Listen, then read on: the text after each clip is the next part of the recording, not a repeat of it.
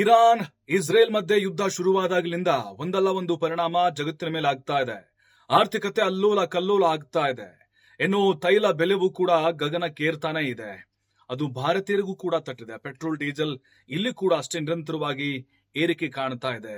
ವಿಷಯ ಏನು ಅಂತ ಹೇಳಿದ್ರೆ, ಪೆಟ್ರೋಲ್ ಬೆಲೆ 4 ರೂಪಾಯಿ ಕಡಿಮೆ ಆಗಿದೆ.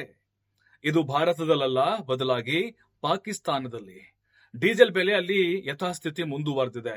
ನೋಡಿ, ಪಾಕಿಸ್ತಾನದಲ್ಲಿ ದರಗಳು ಕೇಳಂಗಿಲ್ಲ ನೀವು, ನಮ್ದಾದ್ರೂ ಓಕೆ. ಅಲ್ಲಿ ತಗೊಳಕ್ಕೆ ಹಿಂದೇಟ್ ಹಾಕ್ತಾ ಇದ್ದಾರೆ. 1 ಲೀಟರ್ ಪೆಟ್ರೋಲ್ ಬೆಲೆ ಎಷ್ಟು ಗೊತ್ತಾ? 380 ರೂಪಾಯಿ. 4 ರೂಪಾಯಿ ಕಡಿಮೆ ಆಗಿದ್ದೆ ಅವ್ರಿಗೀಗ ಖುಷಿ ವಿಚಾರ ಅಂತ ಹೇಳಲಾಗ್ತಿದೆ. ಇನ್ನು ಡೀಸೆಲ್ ಬರೋಬ್ಬರಿ 520 ರೂಪಾಯಿ. 1 ಕೆಜಿ ಹಿಟ್ಟು, ಗೋಧಿ ಹಿಟ್ಟು ಅಥವಾ ಬೇರೆ ಬೇರೆ ಯಾವುದೇ ರೀತಿ ಐಟಮ್ ತಗೊಂಡ್ರು ಕೂಡ ಅಲ್ಲಿ 300 ಮೇಲೆ ಕೊಡ್ಬೇಕಂತ ಪರಿಸ್ಥಿತಿ ನಿರ್ಮಾಣ ಆಗಿದೆ. ಹಾಗಾಗಿನೇ ಈಗ ಭಾರತ ಮತ್ತು ಪಾಕಿಸ್ತಾನಕ್ಕೆ ಹೋಲಿಕೆನ ಮಾಡಲಾಗ್ತಾ ಇದೆ. ಅವ್ರಿಗಿಂತ ನಾವೇ ಬೆಟರ್ ಅಲ್ವಾ ಅಂತ ಪ್ರಶ್ನೆಗಳು ಕೂಡ ಬರ್ತಾ ಇದೆ. ಆದ್ರೆ ದರ ವಿಚಾರ ಅಂತ ಬಂದಾಗ ನಮಗಿಂತ ಪಾಕಿಸ್ತಾನದಲ್ಲಿ ಆರ್ಥಿಕತೆ ಪಾತಾಳಕ್ಕೆ ಕುಸಿದಿದೆ ಅನ್ನೋದು ಕೂಡ ಅಷ್ಟೇ